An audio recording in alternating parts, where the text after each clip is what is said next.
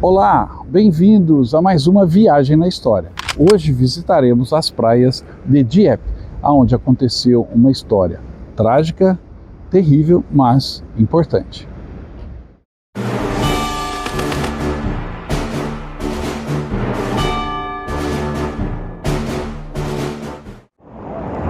Essa é a praia de Dieppe, uma cidade costeira francesa. Aqui nessa praia, cheia de seixos de pedra, é uma praia rochosa.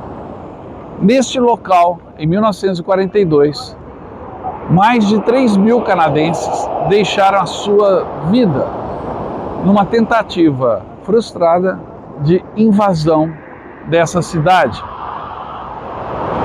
Hitler era o senhor da Europa e os aliados precisavam testar a sua força para defender a sua fortaleza. O que aconteceu aqui em Dieppe foi trágico, teve um número altíssimo de perdas de vida e material, mas foi fundamental para estabelecer as bases de como seria a invasão da Normandia 2 anos depois. Hoje nós vamos saber um pouco mais sobre o que ocorreu aqui em Dieppe.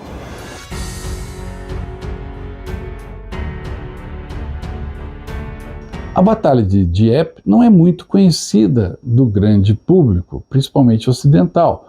Afinal de contas, foi uma derrota, e uma derrota fragorosa. Mas o local é revestido de muita história de coragem, heroísmo e de medo e de fuga, num momento crucial da Segunda Guerra Mundial. E o que aconteceu em Dieppe se mostrou fundamental para o que viria a seguir na luta na Europa. Dieppe é uma batalha e também uma lição. Na madrugada de 19 de agosto de 1942, 6.000 soldados aliados, sendo 5.000 deles canadenses, desembarcaram no porto francês de Dieppe. Eles estavam lançando um ataque com força, buscando provar que uma cidade costeira na costa noroeste da França, dentro do que Hitler chamava de Fortaleza Europa, poderia ser tomada e mantida por um curto período de tempo. Ao pôr do sol deste fatídico dia, quase 4.000 desses homens foram mortos, feridos ou capturados pelos alemães. Os sobreviventes, derrotados, se retiraram em desordem e o ataque terminou em desastre. Libertar a Europa da tirania nazista não seria uma tarefa fácil. A cidade de Dieppe é muito bonita. A chegada dirigindo o seu carro vai revelando aos poucos uma cidade acolhedora com um litoral diferente, pois as suas principais praias não têm areia, mas sim pedras, seixos, pequenas pedras arredondadas que dão ao seu litoral um aspecto diferente. E foi exatamente nestas pedras da praia de Dieppe que muitos canadenses, britânicos e alguns americanos deixaram o seu sangue, para que, através do seu sacrifício, lições fossem aprendidas e lições importantes para os rumos que a guerra tomaria. A Batalha de Dieppe merece sempre uma análise mais acurada. Dieppe é uma cidade costeira no departamento francês do Seine e foi construída ao longo de um penhasco com vista para o Canal da Mancha. O rio Arque atravessa a cidade e desembarca num porto de tamanho médio. Com a ocupação da França, em 1942, os alemães demoliram alguns edifícios à beira-mar para ajudar na defesa costeira e instalaram 2 grandes baterias de artilharia, com o objetivo de proteger a Baía de Dieppe. Após a evacuação da Força Expedicionária Britânica em Dunkerque, em maio de 1940, os britânicos começaram imediatamente o desenvolvimento de uma força de ataque substancial sob o comando do Quartel-General das Operações Combinadas. Ali foram desenvolvidas técnicas e equipamentos para a guerra anfíbia. E no final de 1941 foi apresentado um esboço para o desembarque de 12 divisões em torno de Le Havre, na costa francesa. Daí surgiu a Operação Rutter para testar a viabilidade de captura de um porto por desembarque e o teste de equipamentos e técnicas de assalto. Um outro objetivo desse esboço era atrair os aviões alemães para o combate aberto nos céus próximos à costa britânica, o que aumentaria a capacidade dos Spitfires e Hurricanes usados pela RAF, já que a tática alemã da época era atrair os caças para o interior do continente, onde teriam menos combustível. Havia também uma pressão do governo soviético para abrir uma segunda frente na Europa Ocidental. A Batalha de Stalingrado demandava um alívio de alguma forma, e o próprio Stalin exigia repetidamente que os aliados criassem uma segunda frente, para forçar os alemães a afastarem pelo menos 40 divisões da frente oriental. Em 1942, o Lord Mountbatten foi chamado por Churchill para ser o chefe das reuniões do Estado-Maior com o posto interino de vice-almirante, e sob sua tutela ficou o planejamento detalhado do ataque a Dieppe. Uma invasão do território francês já em 1942 exigiria muito planejamento, e ele foi feito com cuidado, e as falhas nesse planejamento foram apreendidas. Os desembarques em Dieppe foram planejados para 6 praias, 4 delas de frente para a própria cidade, bem diante de altas falésias onde estavam as principais fortificações alemãs. As 2 praias principais eram a Vermelha e a Branca, e ali desembarcariam o regimento escocês de Essex, os fuzileiros canadenses de Mont-Royal, um grupamento de comandos da Marinha Britânica e um regimento blindado canadense que desembarcariam na Praia Verde. Este apoio blindado foi fornecido pelo 14º Regimento de Tanques do Exército, com 58 tanques Churchill em seu primeiro uso em combate. Também foi usado pela primeira vez a lancha de desembarque LCT, que se tornaria um padrão tanto para britânicos quanto americanos. Os tanques Churchill, adaptados para operar em águas rasas perto da praia, eram uma mistura de canhões de 40 mm, obus de apoio de 3 polegadas e alguns lança-chamas.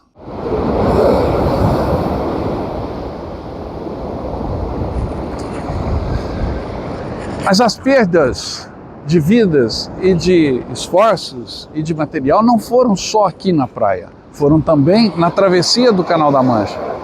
Quase uma centena de embarcações britânicas e aliadas foram envolvidas nessa operação, e mais de 30 embarcações destas foram afundadas, assim como mais de 90 aviões aliados também foram abatidos sobre os céus de Dieppe, num confronto entre a Luftwaffe, então muito poderosa, e a Força Aérea Britânica.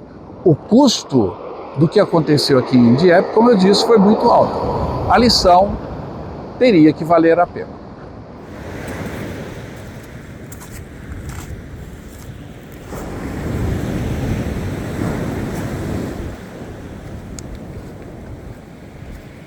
A Marinha Real forneceu 237 navios e embarcações de desembarque, mas o apoio de tiro dos canhões navais era limitado, pois apenas 6 destroyers da classe Hunt, cada um com 4 canhões de 4 polegadas, estavam habilitados a fazê-lo. Nos céus, 56 esquadrões de caça, compreendendo caças Spitfires, Hurricane e interceptadores de baixo nível Typhoon, além de 4 esquadrões de Mustang Mk1, estariam em ação tentando neutralizar a Luftwaffe sob o céu de Dieppe. Com isso, a Força Aérea Britânica esperava o engajamento da Luftwaffe com cerca de 250 caças e 200 bombardeios. Porém, em agosto de 1942, as forças alemãs em Dieppe estavam em alerta máximo, pois haviam sido avisados por agentes duplos franceses que os britânicos demonstravam interesse na área. Eles também detectaram um aumento no tráfego do rádio e nas embarcações concentradas nos portos costeiros do sul da Grã-Bretanha. Dieppe e os seus penhascos estavam bem defendidos. A guarnição de 1.500 homens da 32ª Divisão de Infantaria possuía armamento pesado, antitanque, antiaéreo e estavam totalmente alertas, estacionados em áreas abertas e terras altas que davam para as praias. Aqui em Dieppe, a praia é protegida por falésias enormes, um castelo, e aquelas posições estavam tomadas pelos alemães, com baterias antiaéreas, metralhadoras e mais de 1.500 soldados de infantaria que protegiam esta praia. Os canadenses bateram de frente com esta força e o custo de vidas foi elevado. Aonde hoje tem essa instalação moderna era o cassino, e as posições alemãs se prolongavam por toda a praia de Dieppe. Tudo era muito fortificado, inclusive o mole. E foi para os canadenses uma tarefa impossível. Estes jovens que desembarcaram aqui, hoje repousam no cemitério próximo a esta praia.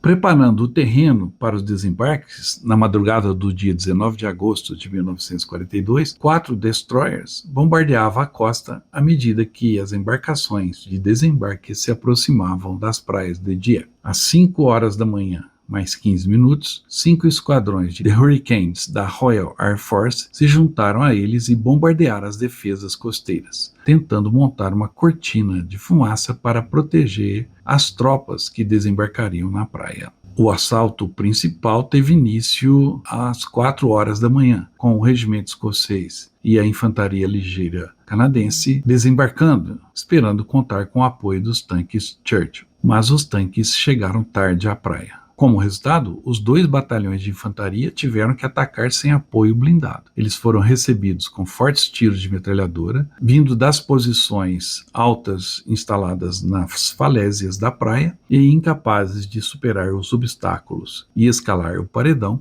sofreram pesadas baixas. A cena lembrava uma absoluta confusão e carnificina, com soldados sendo abatidos por fogo alemão ao longo de todo o paredão, enquanto seu comandante, o coronel Bob Labat, tentava desesperadamente usar um rádio quebrado para entrar em contato com o comando no mar, enquanto seus homens caíam como moscas. Quando os tanques finalmente chegaram, apenas 29 foram desembarcados. 2 deles afundaram em águas profundas e outros 12 ficaram atolados na praia de Cascalho. Apenas 15 dos tanques conseguiram atravessar o paredão. Ao cruzarem o paredão, no entanto, foram confrontados por uma série de obstáculos que impediram sua entrada na cidade. Sem poder prosseguir, foram forçados a regressar à praia, onde forneceram apoio de fogo à infantaria que agora recuava. Nenhum dos tanques conseguiu retornar à Inglaterra. Todas as tripulações destes tanques foram mortas ou capturadas. Nas praias Vermelha e Branca, as principais áreas de desembarque em Dieppe, os 2 regimentos britânicos e canadenses encontraram resistência feroz, sendo alvejados constantemente pelos alemães.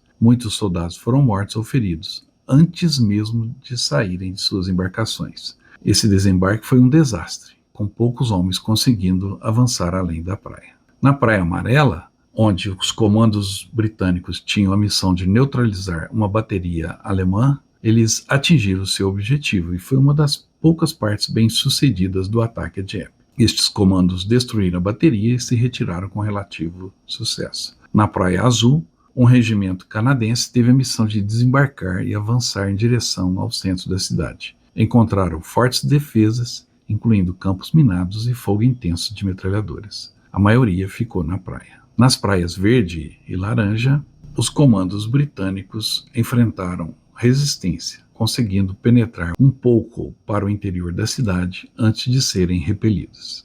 Dos quase 6.000 homens que desembarcaram, cerca de 3.623 foram mortos, feridos ou capturados. Britânicos, canadenses e até um regimento dos Rangers americanos tiveram pesadas baixas. Onde hoje o turista ou o local aqui de Dieppe passa os dias tomando um sol agradável numa tarde de verão como a de hoje, embora um pouco fria, em agosto de 1942, nesta mesma praia, nessas mesmas pedras, os corpos dos canadenses se amontoavam e os restos da batalha coalhavam esta praia, marcando Dieppe para sempre.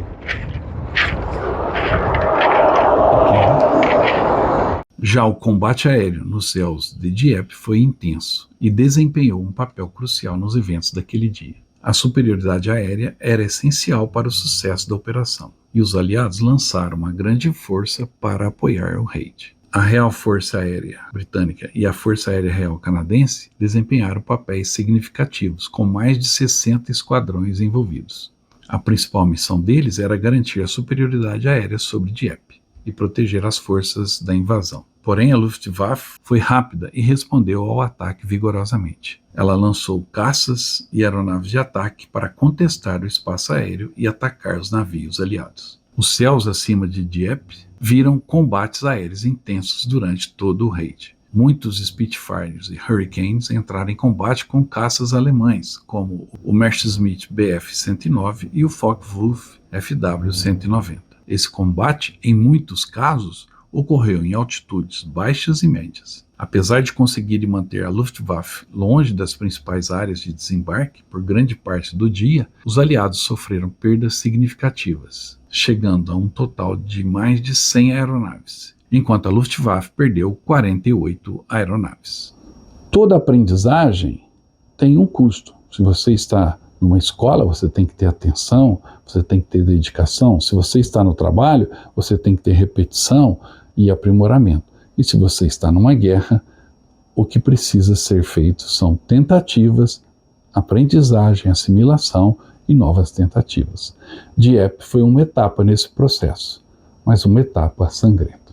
As consequências do ataque a Dieppe foram muitas. Em termos de perdas humanas, foi um desastre, pois dos quase 6.000 homens que desembarcaram, cerca de 4.000 foram mortos, feridos ou capturados. O fracasso desse ataque levou a uma onda de críticas entre os aliados. Líderes militares e políticos questionaram a preparação e a execução do ataque. As lições, no entanto, foram aprendidas. O ataque forneceu insights valiosos para os aliados. Eles aprenderam sobre a necessidade de apoio aéreo e naval maciço ao desembarque, bombardeio preliminar eficiente, inteligência precisa e equipamento especial para superar defesas fortificadas. Estas lições seriam aplicadas na Operação Overlord, em 1944, o dia D, e contribuíram para o sucesso desta operação. O fracasso de Dieppe teve um impacto significativo no moral das tropas aliadas, especialmente no Canadá. Por outro lado,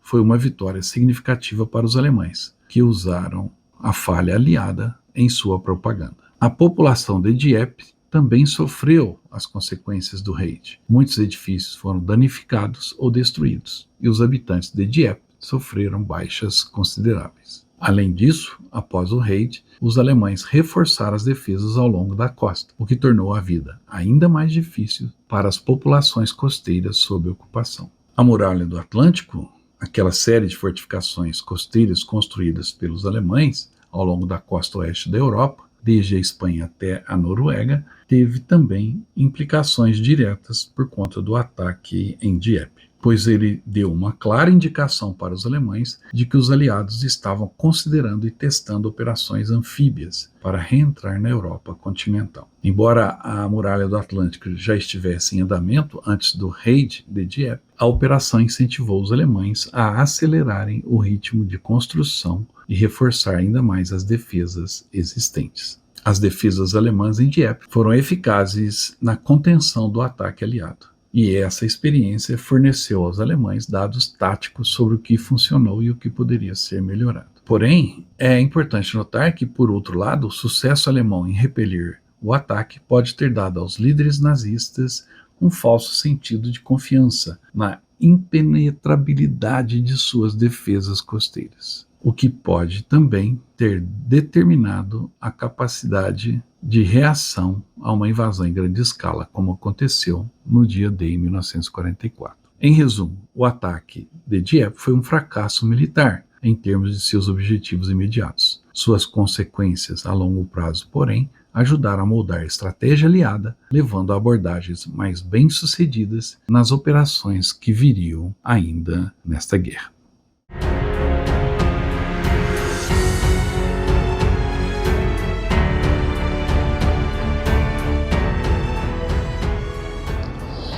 Bem de frente à praia de Dieppe, onde a Operação Jubileu, que é como se chama a operação que os canadenses atacaram aqui a cidade, está esse belíssimo memorial, bem florido, inclusive com as cores do Canadá, e todo um descritivo do que foi a Operação Jubileu em 19 de agosto de 1942.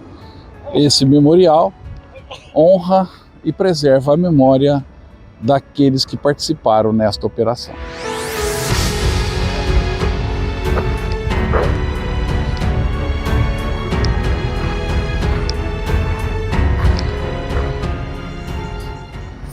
Nessa coluna que existe aqui no memorial, aos pés do castelo de Dieppe, nós temos a prova da ligação dos canadenses com a cidade de Dieppe. Por exemplo, em 1639, 3 religiosos de Dieppe fundaram o Hotel Dieu de Quebec, no Canadá. Outro exemplo, em 1926, 25 de outubro, Dieppe foi visitada por peregrinos canadenses aqui na França. Isso em 1926. Já em 1942, o famoso raid, que é o assunto nosso aqui hoje no canal, o ataque às praias de Dieppe. Mas o mais interessante é que 2 anos depois, durante a invasão da Normandia, quem finalmente libertou Dieppe das mãos alemãs foram os canadenses, da 2ª Divisão Canadense, em 1º de setembro de 1944, logo após os desembarques do dia D. Dieppe, não é à toa, ostenta com orgulho a bandeira canadense. Outro local de destaque aqui no memorial é esse monumento. São chamas rompendo correntes, ou seja, a libertação chegando para os franceses, especialmente os que viviam aqui em Dieppe naquela ocasião da Segunda Guerra Mundial. Essa homenagem foi feita pelos sobreviventes da operação que acabaram prisioneiros. Aqui eles homenagearam os que caíram nessa praia.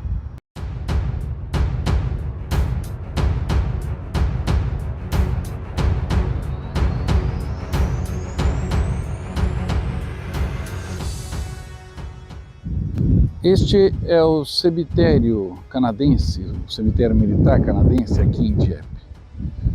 Mais de 1000 lápides estão aqui instaladas, ou seja, mais de 1000 soldados que perderam a sua vida na batalha aqui em Dieppe e em outras pequenas lutas posteriormente estão sepultados neste local. E a grande maioria das lápides tem o dia 19 de agosto de 1942 como a data do sepultamento, do falecimento do soldado. Isso comprova a dureza do que aconteceu lá nas praias de Dieppe.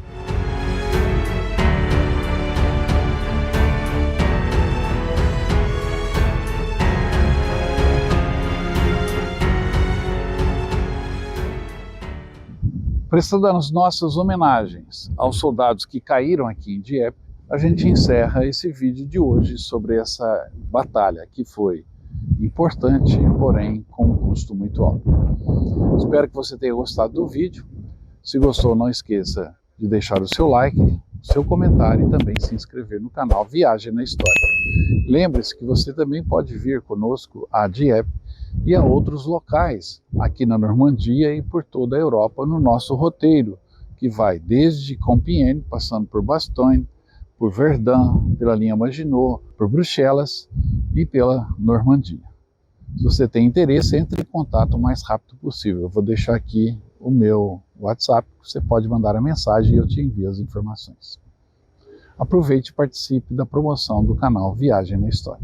Estamos iniciando agora a venda do segundo lote das camisas. Adquirindo a camisa, você concorre a um pacote de viagem para os 80 anos do dia D, que acontecerá em 2024. Participe! Para adquirir a camisa é fácil, é só entrar em contato pelo nosso WhatsApp. Logo, logo eu quero mostrar sua foto aqui com a camisa do Viagem na História também.